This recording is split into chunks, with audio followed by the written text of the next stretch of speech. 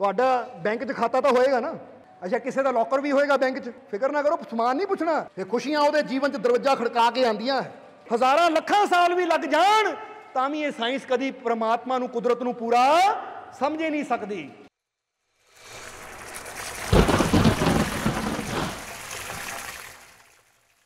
ਹੁਣ ਫਕੀਰਾਂ ਦੀ ਸੋਬਤ ਵਿੱਚ ਆ ਕੇ ਬੈਠਣਾ ਕਿਉਂ ਜ਼ਰੂਰੀ ਹੈ? ਜੇ ਉਸ ਮਾਲਕ ਦੇ ਘਰ ਦੀ ਰਹਿਮਤ ਨੂੰ ਪ੍ਰਾਪਤ ਕਰਨਾ ਹੈ ਨਾ, ਉਹਦੇ ਘਰ ਦੀ ਰਹਿਮਤ ਨੂੰ ਪ੍ਰਾਪਤ ਕਰਨਾ ਹੈ ਤਾਂ ਸਾਨੂੰ ਫਕੀਰਾਂ ਸੰਤਾਂ ਦੀ ਸੋਬਤ ਕਰਨੀ ਹੀ ਪਏਗੀ। ਫੇਰ ਹੀ ਉਹਦੇ ਘਰ ਦੇ ਦਰਵਾਜ਼ੇ ਸਾਡੇ ਵਾਸਤੇ ਖੁੱਲਦੇ ਹੈ। ਹੁਣ ਇਹਨੂੰ ਇਦਾਂ ਸਮਝ ਲਓ ਕਿ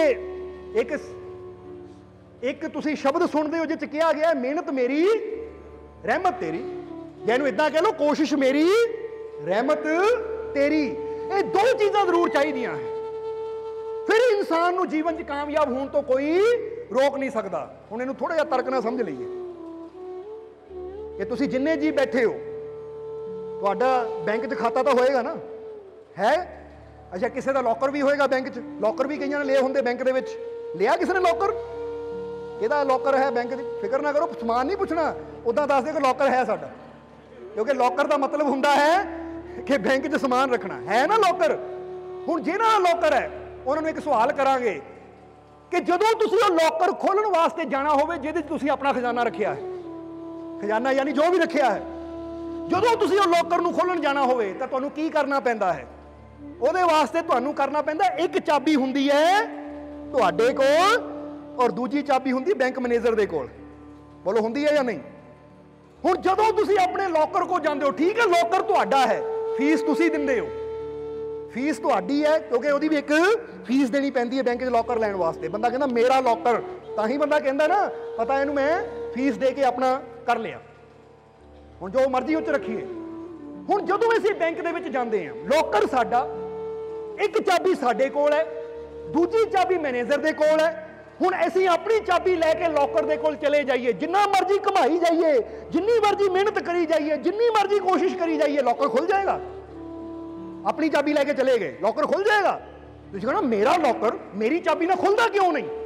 ਮੇਰਾ ਵਿੱਚ ਸਮਾਨ, ਲੋਕਰ ਮੇਰਾ, ਸਮਾਨ ਮੇਰਾ, ਚਾਬੀ ਮੇਰੀ, ਖੁੱਲਦਾ ਕਿਉਂ ਨਹੀਂ? ਤਾਂ ਫਿਰ ਉੱਥੇ ਕੀ ਚਾਹੀਦਾ? ਹੁਣ ਉਹਨੂੰ ਦੂਜੀ ਚਾਬੀ ਦੀ ਜ਼ਰੂਰਤ ਹੈ। ਦੂਜੀ ਚਾਬੀ ਕਿਹ ਕੋਲ ਹੈ? ਮੈਨੇਜਰ ਦੇ ਕੋਲ। ਬੰਦਾ ਮੈਨੇਜਰ ਨੂੰ ਕਹਿੰਦਾ ਹੈ, ਮੈਨੇਜਰ ਸਾਹਿਬ ਜਰਾ ਆਇਓ, ਲੋਕਰ ਖੋਲਣਾ ਹੈ, ਲੋਕਰ ਆਪਰੇਟ ਕਰਨਾ ਹੈ। ਮੈਨੇਜਰ ਹੁਣ ਇੱਕ ਦੂਜੀ ਚਾਬੀ ਲੈ ਕੇ ਆਉਂਦਾ ਜਿਹਨੂੰ ਮਾਸਟਰ ਕੀ ਕਿਹਾ ਜਾਂਦਾ ਹੈ। ਮਾਸਟਰ ਕੀ, ਕਿਉਂਕਿ ਹਰੇਕ ਲੋਕਰ ਨਾਲ ਉਹ ਮਾਸਟਰ ਕੀ ਲੱਗਦੀ ਹੈ। ਨਹੀਂ ਤਾਂ ਇਹ ਨਹੀਂ ਕਿ ਜੇ 100 ਲੋਕਰ ਹੈ ਤਾਂ 100 ਅਲੱਗ-ਅਲੱਗ ਚਾਬੀਆਂ ਰੱਖੀਆਂ ਉਹਨਾਂ ਨੇ, ਨਹੀਂ। 100 ਲੋਕਰ ਹੈ ਪਰ ਉਹ 100 ਲੋਕਰ ਦੀ ਮਾਸਟਰ ਕੀ ਇੱਕੋ ਹੀ ਹੁੰਦੀ, ਉਹ ਲੈ ਕੇ ਜਾਂਦੇ ਹੈ। ਇੱਧਰ ਉਹ ਲੋਕਰ ਦੇ ਮਾਲਿਕ ਨੂੰ ਚਾਬੀ ਲਾਣੀ ਪੈਂਦੀ, ਉਧਰੋਂ ਮਾਸਟਰ ਕੀ ਲਾਉਂਦੇ ਹੈ ਜੋ ਮੈਨੇਜਰ ਦੇ ਕੋਲ ਹੁੰਦੀ ਹੈ। ਜਦੋਂ ਲਾਉਂਦੇ ਹੈ ਤਾਂ ਕੀ ਹੁੰਦਾ? ਫਿਰ ਲੋਕਰ ਖੁੱਲ ਜਾਂਦਾ ਹੈ। ਜਦੋਂ ਲੋਕਰ ਖੁੱਲ ਜਾਂਦਾ ਹੈ ਤਾਂ ਬੰਦਾ ਹੁਣ ਉਹ 'ਚੋਂ ਆਪਣਾ ਸਮਾਨ ਦੇਖਦਾ ਹੈ, ਜੋ ਉਹਦੀ ਜ਼ਰੂਰਤ ਹੈ ਉਹਨੂੰ ਪੂਰੀ ਕਰਦਾ ਹੈ। ਹੁਣ ਜ਼ਰਾ ਸਮਝੋ, ਹੁਣ ਇੱਥੇ ਲੋਕਰ ਕੀ ਹੈ? ਲੋਕਰ ਹੈ ਸਾਡਾ ਇਹ ਸਰੀਰ। ਬੋਲੋ, ਸਮਝਦੇ ਹੋ ਕਿ ਨਹੀਂ? ਲੋਕਰ ਸਾਡਾ ਸਰੀਰ ਹੈ। ਹੁਣ ਲੋਕਰ ਸਾਡਾ ਸਰੀਰ ਹੈ, ਜਿਹੜੀ ਅਸੀਂ ਕੋਸ਼ਿਸ਼ ਕਰਦੇ ਹਾਂ, ਮਿਹਨਤ ਕਰਦੇ ਹਾਂ, ਉਹ ਸਾਡੀ ਚਾਬੀ ਹੈ। ਹੁਣ ਸਾਡੇ ਸਰੀਰ ਅੰਦਰ ਉਹ ਖਜ਼ਾਨੇ ਹੈ, ਉਹ ਖੁਸ਼ੀਆਂ ਦੇ ਖਜ਼ਾਨੇ ਹੈ, ਉਹ ਸਭ ਕੁਝ ਹੈ, ਪਰ ਸਾਨੂੰ ਪ੍ਰਾਪਤ ਕਿਉਂ ਨਹੀਂ ਹੁੰਦੇ? ਕਿਉਂਕਿ ਹਾਲੇ ਅਸੀਂ ਆਪਣੀ ਉਹ ਮਿਹਨਤ ਦੀ ਚਾਬੀ ਲਾਈ ਜਾਂਦੇ ਹਾਂ। ਤਾਂ ਹੁਣ ਸਾਨੂੰ ਚਾਹੀਦਾ ਹੈ ਕਿ ਉਹ ਮੈਨੇਜਰ ਜਿਹਦੇ ਕੋਲ ਦੂਜੀ ਚਾਬੀ ਹੈ, ਔਰ ਉਹ ਮੈਨੇਜਰ ਕੌਣ ਹੈ? ਉਹ ਹੈ ਫਕੀਰ, ਮੁਰਸ਼ਦ, ਜਿਹਦੇ ਕੋਲ ਉਹ ਗਿਆਨ ਦੀ ਚਾਬੀ ਹੈ, ਉਹ ਰਹਿਮਤ ਦੀ ਚਾਬੀ ਹੈ। ਕਿਉਂਕਿ ਬੈਂਕ ਯਾਨੀ ਸਰੀਰ, ਬੈਂਕ ਦਾ ਮਾਲਿਕ ਯਾਨੀ ਉਹ ਪ੍ਰਮਾਤਮਾ, ਔਰ ਪ੍ਰਮਾਤਮਾ ਦੇ ਪਿਆਰੇ ਫਕੀਰ ਯਾਨੀ ਮੈਨੇਜਰ। ਹੁਣ ਜਦੋਂ ਅਸੀਂ ਚਾਹੁੰਦੇ ਹਾਂ ਆਪਣੇ ਅੰਦਰ ਛੁਪੇ ਖਜ਼ਾਨਿਆਂ ਨੂੰ ਪ੍ਰਾਪਤ ਕਰਨਾ, ਤਾਂ ਫਿਰ ਇੱਕ ਪਾਸਿਓਂ ਆਪਣੀ ਕੋਸ਼ਿਸ਼ ਦੀ ਚਾਬੀ ਲਾਣੀ ਪੈਣੀ ਹੈ, ਔਰ ਦੂਜੇ ਪਾਸਿਓਂ ਫਕੀਰਾਂ ਕੋਲੋਂ ਉਹ ਯੁਕਤੀ ਦੀ ਚਾਬੀ ਲਾਣੀ ਪਏਗੀ, ਉਹ ਰਹਿਮਤ ਦੀ ਚਾਬੀ ਲਾਣੀ ਪਏਗੀ। ਜਦੋਂ ਇਹ ਦੋਨੇ ਚਾਬੀਆਂ ਲੱਗਣਗੀਆਂ ਤਾਂ ਖੁਸ਼ੀਆਂ ਦਾ ਲੋਕਰ ਖੁੱਲ ਜਾਏਗਾ। ਖੁੱਲ ਗਿਆ ਕਿ ਨਹੀਂ? ਹੁਣ ਤੁਸੀਂ ਚਾਹੁੰਦੇ ਹੋ ਨਾ ਖੁਸ਼ੀਆਂ ਦਾ ਲੋਕਰ ਖੋਲਣਾ, ਤਾਂ ਫਿਰ ਕੱਲੀ ਕੋਸ਼ਿਸ਼ ਨਾਲ ਨਹੀਂ ਹੋਣਾ। ਤਾਂ ਜੇ ਹੁਣ ਬੰਦਾ ਕਵੇ ਕੱਲਾ ਮੈਨੇਜਰ ਹੀ ਕਰੀ ਜਾਵੇ ਤਾਂ ਮੈਨੇਜਰ ਵੀ ਆਪਣੀ ਚਾਬੀ ਘੁਮਾਈ ਜਾਵੇ, ਮਾਸਟਰ ਕੀ, ਤਾਂ ਵੀ ਨਹੀਂ ਖੁੱਲਣਾ। ਕਿਉਂਕਿ ਚਾਬੀਆਂ ਦੋ ਹੀ ਚਾਹੀਦੀਆਂ ਹੈ, ਇੱਕ ਪਾਸੇ ਇਨਸਾਨ ਦੀ ਸ਼ਰਧਾ, ਵਿਸ਼ਵਾਸ ਦੀ, ਮਿਹਨਤ ਦੀ, ਕੋਸ਼ਿਸ਼ ਦੀ, ਤਾਂ ਦੂਜੇ ਪਾਸੇ ਫਕੀਰਾਂ ਦੀ ਰਹਿਮਤ ਦੀ।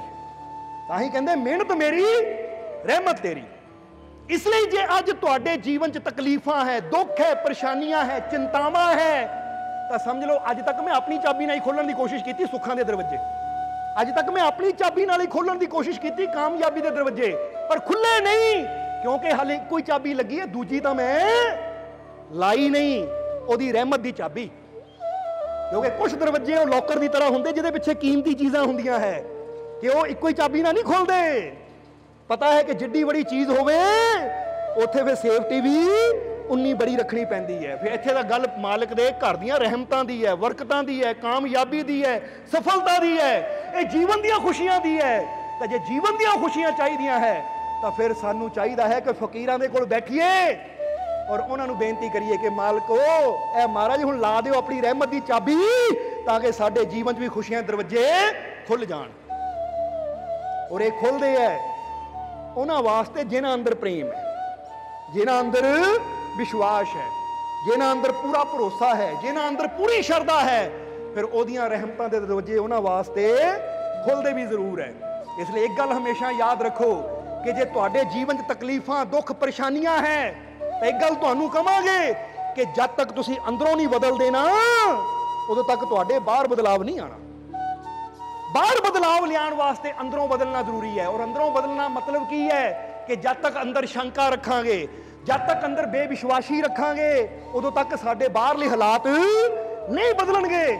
ਜਦੋਂ ਅੰਦਰੋਂ ਅਸੀਂ ਯਕੀਨ ਰੱਖ ਲਿਆ, ਜਦੋਂ ਅੰਦਰੋਂ ਅਸੀਂ ਭਰੋਸਾ ਰੱਖ ਲਿਆ ਕਿ ਇਹ ਮਾਲਿਕ ਪਹਿਲਾਂ ਮੈਂ ਬੇਯਕੀਨਾ ਸੀ, ਹੁਣ ਮੈਨੂੰ ਯਕੀਨ ਹੈ, ਪਹਿਲਾਂ ਬੇਵਿਸ਼ਵਾਸਾ ਸੀ, ਹੁਣ ਮੈਨੂੰ ਤੇਰੇ ਤੇ ਵਿਸ਼ਵਾਸ ਹੈ ਕਿ ਤੂੰ ਮੇਰੇ ਨਾਲ ਹੈ। ਜੇ ਤੂੰ ਮੇਰੇ ਨਾਲ ਹੈ ਤਾਂ ਮੇਰੇ ਜੀਵਨ ਦੀਆਂ ਤਕਲੀਫਾਂ, ਦੁੱਖਾਂ ਦਾ ਅੰਤ ਜ਼ਰੂਰ ਹੋਏਗਾ। ਜਦੋਂ ਇਸ ਵਿਸ਼ਵਾਸ ਨਾਲ ਇਨਸਾਨ ਭਰ ਜਾਂਦਾ ਹੈ ਤਾਂ ਫਿਰ ਉਹਦੇ ਜੀਵਨ 'ਚ ਖੁਸ਼ੀਆਂ ਆ ਜਾਂਦੀਆਂ।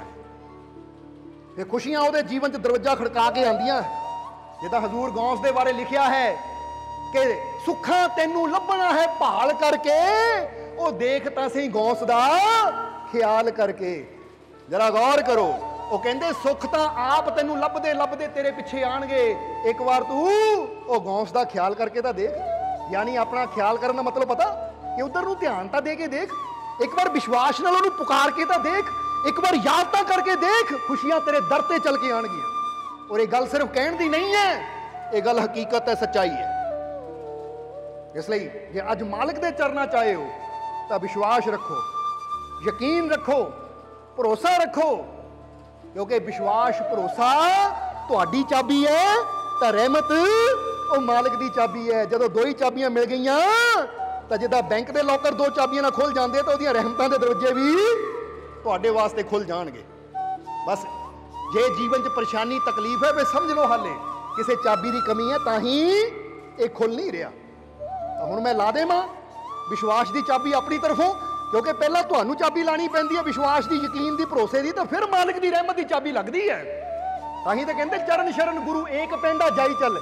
ਪਹਿਲਾਂ ਤੁਹਾਨੂੰ ਇੱਕ ਕਦਮ ਵਧਾਉਣਾ ਪੈਂਦਾ ਹੈ, ਪਹਿਲਾਂ ਤੁਹਾਨੂੰ ਕਦਮ ਉਠਾਉਣਾ ਪੈਂਦਾ, ਫਿਰ ਕਿਹਾ ਸਤਿਗੁਰ ਕੋਟ ਪੈਂਡਾ ਆਗੇ ਹੋਏ ਲੇਤ ਹੈ। ਫਿਰ ਉਹਦੀ ਰਹਿਮਤ ਕਰੋੜਾਂ ਕਦਮ ਚੱਲ ਕੇ ਆਂਦੀ ਹੈ, ਤੁਹਾਨੂੰ ਆਪਣੇ ਗਲ ਨਾਲ ਲਾ ਲੈਂਦੀ ਹੈ। ਪਰ ਸ਼ੁਰੂਆਤ ਕਿਹਨੂੰ ਕਰਨੀ ਪੈਂਦੀ ਹੈ? ਇਨਸਾਨ। ਇਸ ਲਈ ਤੁਸੀਂ ਵੀ ਅਗਰ ਜੀਵਨ 'ਚ ਖੁਸ਼ੀਆਂ ਚਾਹੁੰਦੇ ਹੋ, ਕਾਮਯਾਬੀ ਚਾਹੁੰਦੇ ਹੋ, ਸਫਲਤਾ ਚਾਹੁੰਦੇ ਹੋ, ਆਨੰਦ ਚਾਹੁੰਦੇ ਹੋ, ਤਾਂ ਫਿਰ ਬਸ ਵਧਾਓ ਕਦਮ। ਔਰ ਇੱਕ ਗੱਲ ਇੱਥੇ ਹੋਰ ਜਾਂਦੇ ਜਾਂਦੇ ਕਹਿ ਦੇਵਾਂਗੇ ਕਿ ਕੁਝ ਚੀਜ਼ਾਂ ਕਰਨੀਆਂ ਮੁਸ਼ਕਿਲ ਤਾਂ ਜ਼ਰੂਰ ਲੱਗਦੀਆਂ ਹੈ, ਔਖੀਆਂ ਤਾਂ ਜ਼ਰੂਰ ਲੱਗਦੀਆਂ ਹੈ, ਪਰ ਉਹ ਕਰਨੀਆਂ ਸਾਡੇ ਵਾਸਤੇ ਬਹੁਤ ਹੀ ਜ਼ਰੂਰੀ ਹੁੰਦੀਆਂ ਹੈ। ਜ਼ਰਾ ਗੌਰ ਕਰਨਾ। ਪਰ ਇੱਥੇ ਇਹ ਵੀ ਕਹਾਂਗੇ ਕਿ ਜਿਨ੍ਹਾਂ ਦੇ ਦਿਲਾਂ 'ਚ ਸੱਚਾ ਪਿਆਰ, ਵਿਸ਼ਵਾਸ ਹੁੰਦਾ, ਉਹਨਾਂ ਵਾਸਤੇ ਮੁਸ਼ਕਿਲ ਤੋਂ ਮੁਸ਼ਕਿਲ ਕੰਮ ਵੀ ਆਸਾਨ ਹੋ ਜਾਂਦਾ ਹੈ। ਜਿੱਦਾਂ ਸਮਝ ਲਓ, ਇਹਨੂੰ ਇਦਾਂ ਸਮਝ ਲਓ ਕਿ ਤੁਸੀਂ ਬੜੇ ਥੱਕੇ ਹਾਰੇ ਲੇਟੇ ਹੋਏ ਹੋ, ਅਚਾਨਕ ਗੁਆਂਢੀਆਂ ਦਾ ਬੱਚਾ ਰੋ ਪਿਆ, ਜੋ ਕਿ ਤੁਹਾਡੇ ਘਰ 'ਚ ਹੀ ਅੱਜ ਸੁੱਤਾ ਹੋਇਆ ਹੈ। ਗੁਆਂਢੀਆਂ ਦਾ ਬੱਚਾ ਰੋ ਪਿਆ, ਤੁਸੀਂ ਬੜੇ ਥੱਕੇ ਹਾਰੇ ਹੋ, ਗੁਆਂਢੀਆਂ ਦਾ ਬੱਚਾ ਰੋ ਪਿਆ, ਤੁਸੀਂ ਪਰੇਸ਼ਾਨ ਹੁੰਦੇ ਹੋ, ਚੁੱਪ ਕਰਾਓ ਬੱਚੇ ਨੂੰ, ਮੇਰੀ ਨੀਂਦ ਖਰਾਬ ਹੁੰਦੀ ਹੈ। ਕਿਉਂਕਿ ਪਤਾ ਕਿ ਰਾਤ ਨੂੰ ਜਾਗਣਾ, ਗੂੜੀ ਨੀਂਦ 'ਚੋਂ ਉੱਠਣਾ ਬੜਾ ਔਖਾ ਹੈ। ਤੁਸੀਂ ਕਹਿੰਦੇ ਚੁੱਪ ਕਰਾਓ ਇਹਨੂੰ, ਮੈਨੂੰ ਪਰੇਸ਼ਾਨ ਕਰ ਰਿਹਾ ਹੈ। ਬੋਲੋ, ਹੋ ਜਾਂਦਾ ਕਿ ਨਹੀਂ ਇਦਾਂ? ਹੁਣ ਜਰਾ ਸਿਚੁਏਸ਼ਨ ਬਦਲ ਦਈਏ। ਹੁਣ ਤੁਸੀਂ ਗੂੜੀ ਨੀਂਦ 'ਚ ਸੁੱਤੇ ਹੋ, ਥੱਕੇ ਹਾਰੇ ਹੋ, ਹੁਣ ਤੁਹਾਡਾ ਆਪਣਾ ਬੱਚਾ ਰੋ ਰਿਹਾ ਹੈ, ਛੋਟਾ ਬੱਚਾ ਹੈ 6 ਮਹੀਨੇ ਦਾ, ਉਹ ਰੋ ਰਿਹਾ ਹੈ। ਹੁਣ ਤੁਸੀਂ ਕੀ ਕਰੋਗੇ?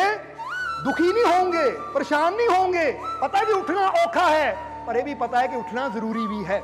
ਔਖਾ ਜ਼ਰੂਰ ਹੈ ਪਰ ਉੱਠਣਾ ਜ਼ਰੂਰੀ ਹੈ, ਕਿਉਂਕਿ ਨਾ ਉੱਠਿਆ ਤਾਂ ਸ਼ਾਇਦ ਬੱਚਾ ਭੁੱਖਾ ਹੋਵੇ, ਪਰੇਸ਼ਾਨ ਹੋਵੇ, ਉਹਨੂੰ ਕੋਈ ਤਕਲੀਫ ਹੋਵੇ। ਮੈਂ ਆਪਣੀ ਨੀਂਦ ਨੂੰ ਦੇਖਦਾ ਰਹਿ ਗਿਆ ਤਾਂ ਬੱਚਾ ਪਰੇਸ਼ਾਨੀ ਨਾਲ ਇਹਨੂੰ ਕੁਝ ਹੋ ਗਿਆ ਤਾਂ ਫਿਰ ਉਸਲੇ ਪ੍ਰੇਮ ਇੰਨਾ ਬੱਚੇ ਨਾਲ ਕਿ ਬੰਦਾ ਨਾ ਚਾਹੁੰਦਾ ਹੋਇਆ ਵੀ ਹੈ ਤਾਂ ਔਖਾ, ਪਰ ਫਿਰ ਵੀ ਉੱਠਦਾ ਹੈ, ਬੱਚੇ ਨੂੰ ਸੰਭਾਲਦਾ ਹੈ। ਕਿਉਂ ਸੰਭਾਲਦਾ ਹੈ? ਕਿਉਂਕਿ ਉਹਦੇ ਨਾਲ ਪ੍ਰੇਮ ਹੈ। ਕਿਉਂਕਿ ਗੱਲ ਜਿੱਥੇ ਪ੍ਰੇਮ ਦੀ ਆ ਜਾਂਦੀ ਉੱਥੇ ਬੜਾ ਬੰਦਾ ਬੜੀ ਤੋਂ ਬੜੀ ਪਰੇਸ਼ਾਨੀ ਵੀ ਝੱਲਣ ਨੂੰ ਤਿਆਰ ਹੋ ਜਾਂਦਾ ਹੈ। ਬੋਲੋ, ਹੋ ਜਾਂਦਾ ਕਿ ਨਹੀਂ? ਤਾਂ ਜਿੱਥੇ ਪ੍ਰੇਮ ਨਾ ਹੋਵੇ ਤਾਂ ਉੱਥੇ ਫਿਰ ਕੀ ਹੁੰਦਾ ਹੈ? ਉਹ ਯਾਰ ਕੀ ਪਰੇਸ਼ਾਨ ਕੀਤਾ, ਪਰੇ ਕਰੋ ਇਹਨੂੰ।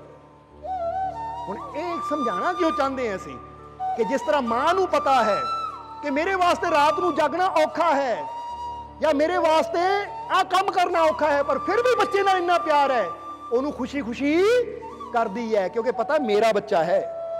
ਇਸੇ ਤਰ੍ਹਾਂ ਜੇ ਸਾਨੂੰ ਵੀ ਆਪਣੇ ਮਾਲਿਕ ਨਾਲ ਪਿਆਰ ਹੈ, ਠੀਕ ਹੈ, ਸਿਮਰਨ ਕਰਨਾ ਔਖਾ ਹੈ ਕਿਉਂਕਿ ਬੰਦਾ ਕਹਿੰਦਾ ਧਿਆਨ ਤੇ ਬੈਠਣਾ ਬੜਾ ਔਖਾ ਹੈ, ਸੇਵਾ ਕਰਨੀ ਬੜੀ ਔਖੀ ਹੈ, ਦਾਨ ਪੁੰਨ ਕਰਨਾ ਬੜਾ ਔਖਾ ਹੈ, ਪਰ ਜਦੋਂ ਅਸੀਂ ਪ੍ਰੇਮ ਕਰਦੇ ਹਾਂ ਆਪਣੇ ਮਾਲਿਕ ਨਾਲ ਔਰ ਪਤਾ ਹੈ ਇਹ ਕਰਨ ਵਿੱਚ ਮੇਰਾ ਭਲਾ ਹੈ, ਇਹ ਕਰਨ ਵਿੱਚ ਮੇਰਾ ਹੀ ਫਾਇਦਾ ਹੈ, ਮੈਨੂੰ ਉਸ ਆਨੰਦ ਨਾਲ ਜੁੜਨ ਦਾ ਮੌਕਾ ਮਿਲਣਾ ਹੈ, ਧਿਆਨ ਕਰਨ ਨਾਲ, ਸੇਵਾ ਕਰਨ ਨਾਲ, ਸਿਮਰਨ ਕਰਨ ਨਾਲ, ਤਾਂ ਫਿਰ ਔਖਾ ਹੋਣ ਦੇ ਬਾਵਜੂਦ ਵੀ ਇਨਸਾਨ ਕਰਦਾ ਹੈ ਕਿਉਂਕਿ ਪਤਾ ਹੈ ਮੈਨੂੰ ਉਹਦੇ ਨਾਲ ਪ੍ਰੇਮ ਹੈ।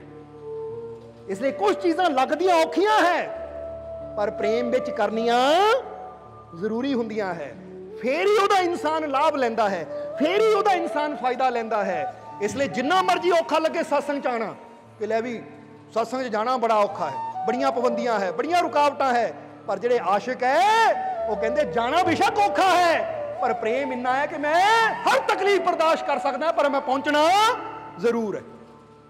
ਉਹ ਆ ਜਾਂਦਾ ਹੈ, ਹਰ ਤਕਲੀਫ ਨੂੰ ਬਰਦਾਸ਼ਤ ਕਰਦਾ। ਇਸ ਲਈ ਜਿਨ੍ਹਾਂ ਨੂੰ ਪਤਾ ਹੈ ਧਿਆਨ ਕਰਨਾ, ਸਿਮਰਨ ਕਰਨਾ, ਨੇਕ ਮਾਰਗ ਤੇ ਚੱਲਣਾ ਜ਼ਰੂਰੀ ਹੈ, ਮੇਰੇ ਵਾਸਤੇ ਅੱਛਾ ਹੈ, ਉਹ ਫਿਰ ਹਰ ਤਕਲੀਫ ਨੂੰ ਬਰਦਾਸ਼ਤ ਕਰਨ ਤੋਂ ਬਾਵਜੂਦ ਵੀ ਉਹ ਨੇਕੀ ਕਰਦੇ ਹੈ ਕਿਉਂਕਿ ਪਤਾ ਹੈ ਨੇਕ ਮਾਰਗ ਤੇ ਚੱਲ ਕੇ ਤਾਂ ਮੈਨੂੰ ਮੇਰੇ ਮਾਲਕ ਦੀਆਂ ਰਹਿਮਤਾਂ ਮਿਲਣੀਆਂ ਹੈ, ਮੇਰੇ ਮਾਲਕ ਦੀਆਂ ਖੁਸ਼ੀਆਂ ਮਿਲਣੀਆਂ ਹੈ। ਇਸ ਲਈ ਸਿਮਰਨ ਕਰਨਾ ਬੇਸ਼ੱਕ ਔਖਾ ਲੱਗੇ, ਧਿਆਨ ਕਰਨਾ ਬੇਸ਼ੱਕ ਔਖਾ ਲੱਗੇ, ਸੇਵਾ ਕਰਨੀ ਬੇਸ਼ੱਕ ਔਖੀ ਲੱਗੇ, ਸਤਸੰਗ ਵਿੱਚ ਆਉਣਾ ਬੇਸ਼ੱਕ ਔਖਾ ਲੱਗੇ, ਪਰ ਜਿਹੜੇ ਪ੍ਰੇਮੀ ਹੈ ਉਹ ਕਿਸੇ ਤਕਲੀਫ ਦੀ ਪਰਵਾਹ ਨਹੀਂ ਕਰਦੇ ਕਿਉਂਕਿ ਔਖੇ ਨੂੰ ਵੀ ਉਹਨਾਂ ਦਾ ਪ੍ਰੇਮ ਸੌਖਾ ਬਣਾ ਦਿੰਦਾ ਹੈ, ਨਾ ਮੁਮਕਿਨ ਨੂੰ ਉਹਨਾਂ ਦਾ ਪ੍ਰੇਮ ਮੁਮਕਿਨ ਬਣਾ ਦਿੰਦਾ ਹੈ। ਇਸ ਲਈ ਐਸਾ ਇਸ਼ਕ, ਐਸੀ ਮੁਹੱਬਤ, ਐਸਾ ਪ੍ਰੇਮ ਸਾਡੇ ਅੰਦਰ ਹੋਣਾ ਚਾਹੀਦਾ ਹੈ। ਬੋਲੋ, ਹੈ ਜਾਂ ਨਹੀਂ? ਇਸ ਲਈ ਹੁਣ ਆਖਰਲੇ ਵਚਨਾਂ 'ਚ ਇਹੀ ਕਵਾਂਗੇ ਕਿ ਜੇ ਮਾਲਕ ਦੇ ਦਰ ਤੇ ਆਇਓ, ਮਾਲਕ ਦੇ ਘਰ 'ਚ ਆਇਓ ਤਾਂ ਬਸ ਭਰੋਸਾ ਰੱਖੋ। ਔਰ ਜਿਸ ਤਰ੍ਹਾਂ ਅਸੀਂ ਦੱਸਿਆ, ਪਹਿਲਾਂ ਦੱਸਿਆ ਡਾਕਟਰ ਮਾਰਟਿਨ ਬਾਰੇ ਕਿ ਉਸਨੇ ਖੋਜ ਕੀਤੀ ਸੀ ਕਿ ਮੁਸ਼ਕਿਲ 'ਚੋਂ ਇਨਸਾਨ ਨੂੰ ਨਿਕਲਣ ਦਾ ਹੱਲ ਮਿਲ ਸਕਦਾ। ਉਹ ਕਹਿੰਦੇ ਜੇ ਇੱਕ ਡੌਗ ਦੂਜੇ ਡੌਗ ਨੂੰ ਦੇਖ ਕੇ ਉਹ ਮੁਸ਼ਕਿਲ 'ਚੋਂ ਨਿਕਲ ਸਕਦਾ ਹੈ, ਫਿਰ ਇਨਸਾਨ ਨੂੰ ਤਾਂ ਕੁਦਰਤ ਨੇ, ਪ੍ਰਮਾਤਮਾ ਨੇ ਸਮਝ ਹੀ ਬਹੁਤ ਬੜੀ ਦਿੱਤੀ ਹੈ, ਇਨਸਾਨ ਨੂੰ ਤਾਂ ਅਕਲ ਹੀ ਬਹੁਤ ਬੜੀ ਦਿੱਤੀ ਹੋਈ ਹੈ। ਇੱਕ ਨਾ ਸਮਝ ਜਾਨਵਰ ਅਗਰ ਇਹ ਚੀਜ਼ ਨੂੰ ਸਮਝ ਸਕਦਾ ਹੈ ਕਿ ਇਹ ਤਕਲੀਫ, ਇਹ ਝਟਕਾ ਲੱਗਦਾ ਹੈ, ਕਰੰਟ ਲੱਗਦਾ ਹੈ, ਤਾਂ ਜੇ ਇੱਕ ਛਾਲ ਮਾਰ ਕੇ ਉਹ ਚੋਂ ਬਾਹਰ ਨਿਕਲ ਗਿਆ ਤਾਂ ਮੈਂ ਵੀ ਉਹਦੇ ਮਗਰ ਚੱਲ ਕੇ ਨਿਕਲ ਜਾਵਾਂ। ਤਾਂ ਫਿਰ ਜ਼ਰਾ ਸੋਚੋ ਕਿ ਜਦੋਂ ਅਸੀਂ ਫਕੀਰਾਂ, ਗੁਰੂਆਂ, ਰਹਿਬਰਾਂ ਦੀ ਸੋਭਤ 'ਚ ਬੈਠਾਂਗੇ ਔਰ ਉਹਨਾਂ ਦੇ ਵਚਨਾਂ ਨੂੰ ਸੁਣਾਂਗੇ, ਸਮਝਾਂਗੇ, ਤਾਂ ਜੇ ਅੱਜ ਉਹ ਉਸ ਆਨੰਦ ਨੂੰ ਪ੍ਰਾਪਤ ਕਰਕੇ ਬੈਠੇ ਹੈ ਤਾਂ ਅਸੀਂ ਵੀ ਉਸ ਰਸਤੇ ਚੱਲ ਕੇ ਆਨੰਦ ਤੱਕ ਪਹੁੰਚ ਸਕਦੇ ਹਾਂ। ਬਸ ਜ਼ਰੂਰਤ ਹੈ ਉਹਨਾਂ ਦੀ ਸੋਭਤ 'ਚ ਬੈਠਣ ਦੀ। ਇਸ ਲਈ ਤਾਂ ਅਸੀਂ ਹਮੇਸ਼ਾ ਦੱਸੀਦਾ ਹੈ ਕਿ ਜੋ ਫਕੀਰਾਂ, ਗੁਰੂਆਂ, ਰਹਿਬਰਾਂ ਦੀ ਸੋਭਤ ਵਿੱਚ ਆਉਂਦੇ ਆ, ਖਾਸ ਕਰਕੇ ਜੋ ਮਾਲਿਕ ਦੇ ਦਰ ਤੇ ਆ ਗਿਆ, ਫਿਰ ਉਹਦੀਆਂ ਝੋਲੀਆਂ ਰਹਿਮਤਾਂ ਨਾਲ ਭਰਦੀਆਂ ਜ਼ਰੂਰ ਹੈ। ਬਸ ਇਹ ਯਕੀਨ ਰੱਖੋ, ਵਿਸ਼ਵਾਸ ਰੱਖੋ ਤੁਸੀਂ ਵੀ ਕਿ ਮੈਂ ਮਾਲਿਕ ਦੇ ਦਰ ਤੇ ਆ ਗਿਆ, ਮੇਰੇ ਤੇ ਵੀ ਰਹਿਮਤ ਹੋ ਗਈ। ਬੋਲ ਦਿਓ, ਰਹਿਮਤ, ਰਹਿਮਤ, ਰਹਿਮਤ। ਬਸ ਯਕੀਨ ਰੱਖੋ ਤਾਂ ਸਮਝੋ ਰਹਿਮਤ ਹੋ ਗਈ, ਕਿਉਂਕਿ ਉਹਦੇ ਘਰ 'ਚ ਕੋਈ ਕਮੀ ਨਹੀਂ ਹੈ। ਇਸ ਲਈ ਆਪਣੇ ਅੰਦਰ ਵਿਸ਼ਵਾਸ ਰੱਖੋ, ਯਕੀਨ ਰੱਖੋ, ਭਰੋਸਾ ਰੱਖੋ ਔਰ ਮਾਲਕ ਦੇ ਦੱਸੇ ਹੋਏ ਰਸਤੇ ਤੇ ਚਲੋ। ਤਾਂ ਅਸੀਂ ਫਿਰ ਕਵਾਂਗੇ ਕਿ ਤੁਸੀਂ ਆਪਣੇ ਵਿਸ਼ਵਾਸ ਦੀ ਚਾਬੀ ਲਾ ਦਿਓ, ਉਹ ਮਾਲਕ ਦੀ ਰਹਿਮਤ ਦੀ ਚਾਬੀ ਤਾਂ ਹਰ ਵੇਲੇ ਤਿਆਰ ਹੈ, ਕਿਉਂਕਿ ਕਹਿੰਦੇ ਨਾ ਉਹਦੇ ਘਰ ਕੋਈ ਕਮੀ ਨਹੀਂ ਹੈ, ਉਹਦਾ ਭੰਡਾਰ ਭਰੇ ਹੋਏ ਹੈ। ਬਸ ਜ਼ਰੂਰਤ ਹੈ ਸਾਨੂੰ ਵਿਸ਼ਵਾਸ ਨਾਲ ਉਹਦੇ ਦਰ ਤੇ ਖੜਨ ਦੀ। ਜੋ ਪ੍ਰੇਮ ਨਾਲ, ਵਿਸ਼ਵਾਸ ਨਾਲ ਉਹਦੇ ਦਰ ਤੇ ਖੜ ਗਿਆ, ਫਿਰ ਉਹਦੇ ਦਰ ਤੋਂ ਝੋਲੀਆਂ ਭਰਦੀਆਂ ਵੀ ਜ਼ਰੂਰ ਹੈ। ਸੋ ਆਪਣੇ ਅੰਦਰ ਵਿਸ਼ਵਾਸ ਰੱਖੋ, ਯਕੀਨ ਰੱਖੋ, ਸਾਰੀਆਂ ਸ਼ੰਕਾਵਾਂ ਨੂੰ ਅੱਜ ਛੱਡ ਦਿਓ। ਡਾਕਟਰਾਂ ਨੇ ਕੀ ਕਿਹਾ ਹੈ, ਰਿਪੋਰਟਾਂ 'ਚ ਕੀ ਆਇਆ ਹੈ, ਦੁਨੀਆ ਕੀ ਕਹਿੰਦੀ ਹੈ, ਇਹ ਸਭ ਕੁਝ ਛੱਡ ਦਿਓ। ਬਸ ਇਹ ਦੇਖੋ, ਇਹ ਯਕੀਨ ਰੱਖੋ ਕਿ ਜੇ ਉਸ ਮਾਲਿਕ ਨੇ ਮੈਨੂੰ ਜੀਵਨ ਦਿੱਤਾ ਹੈ, ਮੈਨੂੰ ਬਣਾਇਆ, ਤਾਂ ਮੈਨੂੰ ਭਰੋਸਾ ਆਪਣੇ ਮਾਲਿਕ ਤੇ ਕਿ ਮੇਰੀ ਹਰ ਮੁਸ਼ਕਿਲ ਦਾ ਹੱਲ ਉਹ ਕਰੇਗਾ, ਹਰ ਮੁਸ਼ਕਿਲ 'ਚੋਂ ਮੈਨੂੰ ਕੱਢੇਗਾ। ਕਿਉਂਕਿ ਜਿੱਥੇ ਉਹਦੀ ਰਹਿਮਤ ਨੇ ਕੰਮ ਕਰਨਾ ਹੈ ਉੱਥੇ ਸਾਇੰਸ ਵੀ ਨਹੀਂ ਪਹੁੰਚ ਸਕਦੀ। ਇਹ ਗੱਲ ਹਮੇਸ਼ਾ ਯਾਦ ਰੱਖੋ। ਅੱਜ ਖੁਦ ਸਾਇੰਟਿਸਟ ਇਹ ਗੱਲ ਮੰਨਦੇ ਹੈ, ਇਹ ਪੂਰਾ ਬ੍ਰਹਿਮੰਡ ਅਗਰ 100% ਹੈ ਨਾ, ਉਹ ਕਹਿੰਦੇ ਅੱਜ ਤੱਕ ਦੀ ਸਾਇੰਸ ਸਿਰਫ 10% ਹੀ ਸਮਝ ਪਾਈ ਹੈ, 90% ਦਾ ਤਾਂ ਹਲੇ ਪਤਾ ਹੀ ਨਹੀਂ ਕੀ ਹੋ ਰਿਹਾ ਹੈ। ਅਸੀਂ ਕਹਾਂਗੇ ਹਜ਼ਾਰਾਂ ਲੱਖਾਂ ਸਾਲ ਵੀ ਲੱਗ ਜਾਣ ਤਾਂ ਵੀ ਇਹ ਸਾਇੰਸ ਕਦੀ ਪ੍ਰਮਾਤਮਾ ਨੂੰ, ਕੁਦਰਤ ਨੂੰ ਪੂਰਾ ਸਮਝ ਹੀ ਨਹੀਂ ਸਕਦੀ, ਕਿਉਂਕਿ ਇਹਦਾ ਜਵਾਬ ਤਾਂ ਗੁਰੂਆਂ ਨੇ ਦੇ ਦਿੱਤਾ ਹੈ ਕਿ ਵੱਡੇ ਮੇਰੇ ਸਾਹਿਬਾ ਗਹਿਰ ਗੰਭੀਰਾ ਗੁਣੀ ਗਹੀਰਾ ਕੋਈ ਨਾ ਜਾਣੇ ਤੇਰਾ ਕੇਤਾ ਕੇ ਬੜਚੀਰਾ। ਉਹ ਕਹਿੰਦੇ ਕੋਈ ਜਾਣ ਹੀ ਨਹੀਂ ਸਕਦਾ। ਸਾਇੰਸ ਹਾਰ ਜਾਏਗੀ, ਥੱਕ ਜਾਏਗੀ, ਪਰ ਉਹਦੀ ਹੱਦ ਤੱਕ ਕਦੀ ਨਹੀਂ ਪਹੁੰਚੇਗੀ, ਕਿਉਂਕਿ ਸਾਇੰਸ ਉਹਨੂੰ ਪੂਰਾ ਜਾਣ ਸਕਦੀ ਹੈ ਜਿਹਦੀ ਹੱਦ ਹੋਵੇ। ਉਹ ਪ੍ਰਮਾਤਮਾ ਤਾਂ ਹੈ ਹੀ ਬੇਹੱਦ, ਉਹ ਤਾਂ ਹੈ ਹੀ ਬੇਅੰਤ, ਜਿਹਦਾ ਕੋਈ ਅੰਤ ਹੀ ਨਹੀਂ ਹੈ। ਇਸ ਲਈ ਤੁਸੀਂ ਜੁੜੇ ਹੋ ਉਸ ਮਾਲਿਕ ਦੇ ਨਾਲ ਜੋ ਬੇਅੰਤ ਹੈ, ਜਿਹਦੀਆਂ ਰਹਿਮਤਾਂ ਦਾ ਕੋਈ ਅੰਤ ਨਹੀਂ। ਇਸ ਲਈ ਆਪਣੇ ਮਾਲਿਕ ਦੇ ਵਿਸ਼ਵਾਸ ਰੱਖੋ, ਭਰੋਸਾ ਰੱਖੋ। ਤੁਹਾਡੇ ਜੀਵਨ 'ਚ ਖੁਸ਼ੀਆਂ ਜ਼ਰੂਰ ਆਉਣਗੀਆਂ, ਤੁਹਾਡੇ ਜੀਵਨ 'ਚ ਕਾਮਯਾਬੀ ਜ਼ਰੂਰ ਆਏਗੀ, ਸਫਲਤਾ ਜ਼ਰੂਰ ਆਏਗੀ। ਇਸ ਲਈ ਆਓ ਇਹ ਵਿਸ਼ਵਾਸ ਦੀ ਡੋਰ ਇੰਨੀ ਮਜ਼ਬੂਤ ਕਰ ਦਈਏ ਕਿ ਦੁਨੀਆ ਜਿੰਨੀ ਮਰਜ਼ੀ ਖਿੱਚ ਕੇ ਤੋੜਨ ਦੀ ਕੋਸ਼ਿਸ਼ ਕਰੇ, ਪਰ ਇਹ ਸਾਡਾ ਵਿਸ਼ਵਾਸ ਕਦੀ ਆਪਣੇ ਮਾਲਿਕ ਤੋਂ ਟੁੱਟੇ ਨਾ। ਆਪਣੇ ਮਾਲਿਕ ਤੇ ਪੂਰਾ ਵਿਸ਼ਵਾਸ ਰੱਖੀਏ ਕਿ ਮੈਂ ਕਿਉਂ ਚਿੰਤਾ ਕਰਾਂ, ਮੈਂ ਕਿਉਂ ਡਰਾਂ, ਮੇਰਾ ਮਾਲਿਕ ਮੇਰੇ, ਮੇਰਾ ਮਾਲਿਕ ਮੇਰੇ, ਮੇਰਾ ਮਾਲਿਕ ਮੇਰੇ। ਬਸ ਇਹ ਵਿਸ਼ਵਾਸ ਰੱਖਣਾ ਹੈ ਤਾਂ ਫਿਰ ਨਿਸ਼ਚਿੰਤ ਹੋ ਜਾਓ। ਆਉਣ ਵਾਲਾ ਸਮਾਂ ਤੁਹਾਡਾ ਕਾਮਯਾਬੀ, ਸਫਲਤਾ, ਖੁਸ਼ੀਆਂ ਭਰਿਆ ਹੋਏਗਾ। ਬਸ ਯਕੀਨ ਰੱਖੋ ਆਪਣੇ ਮਾਲਿਕ ਤੇ। ਔਰ ਹੁਣ ਇਹਨਾਂ ਵਚਨਾਂ ਦੇ ਨਾਲ ਹੀ ਅਸੀਂ ਅੱਜ ਦੇ ਸਤਸੰਗ ਦੀ ਸਮਾਪਤੀ ਕਰਾਂਗੇ ਔਰ ਅੰਤ ਵਿੱਚ ਇਹੀ ਉਸ ਮਾਲਿਕ ਦੇ ਚਰਨਾਂ 'ਚ ਅਰਦਾਸ ਬੇਨਤੀ ਕਰਾਂਗੇ ਕਿ ਮਾਲਿਕ ਤੁਹਾਨੂੰ ਸਭ ਨੂੰ ਨਾਮ ਨਾਲ ਜੁੜਨ ਦੀ ਤਾਕਤ ਦੇਣ, ਤੁਹਾਨੂੰ ਸਭ ਨੂੰ ਨਾਮ ਜਪਣ ਦੀ ਤਾਕਤ ਦੇਣ, ਤੁਹਾਨੂੰ ਸੇਵਾ ਸਿਮਰਨ ਕਰਨ ਦਾ ਮਾਲਿਕ ਬਲ ਬਖਸ਼ਣ ਔਰ ਆਪਣੀ ਕਿਰਪਾ, ਦਇਆ, ਮਿਹਰ, ਰਹਿਮਤ, ਬਖਸ਼ਿਸ਼ ਹਮੇਸ਼ਾ ਹੀ ਮਾਲਿਕ ਤੁਹਾਡੇ ਤੇ ਬਣਾਏ ਰੱਖਣ। ਆਉਣ ਵਾਲਾ ਹਰ ਪਲ, ਹਰ ਘੜੀ ਤੁਹਾਡੇ ਵਾਸਤੇ ਖੁਸ਼ੀਆਂ ਭਰੀ ਹੋਵੇ। ਇਹੀ ਸਾਡੀ ਉਸ ਮਾਲਿਕ ਦੇ ਚਰਨਾਂ 'ਚ ਅਰਦਾਸ ਬੇਨਤੀ ਹੈ। ਔਰ ਹੁਣ ਅੰਤ ਵਿੱਚ ਤੁਹਾਡੇ ਸਭ ਦੇ ਅੰਦਰ ਵਸਦੇ ਉਸ ਮਾਲਿਕ ਨੂੰ ਅਸੀਂ ਪ੍ਰਣਾਮ ਕਰਦੇ ਹਾਂ। ਸਾਡਾ ਪ੍ਰਣਾਮ ਸਵੀਕਾਰ ਕਰੋ। ਜੈ ਮਾਲਕਾਂ ਦੀ।